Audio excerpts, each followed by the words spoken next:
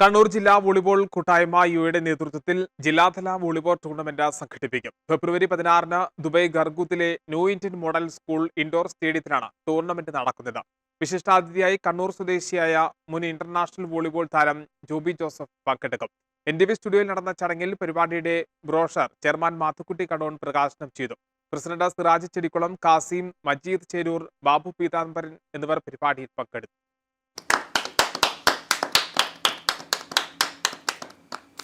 യുഎയിലുള്ള കണ്ണൂർ ജില്ലയിൽ നിന്നുള്ള പ്രിയപ്പെട്ടവർ സംഘടിപ്പിക്കുന്ന ഇന്റർ ഡിസ്ട്രിക്ട് വോളിബോൾ ടൂർണമെൻറ്റിന് ഞങ്ങളുടെ എല്ലാവിധ ആശംസകളും. യുഎയിലെ വോളിബോൾ പ്രേമികൾക്ക് ഒരു സന്തോഷ വാർത്ത. യുഎയിൽ വളരെ കാലത്തിന് ശേഷം Kerala state Inter district volleyball tournament നടക്കാൻ പോകുകയാണ്.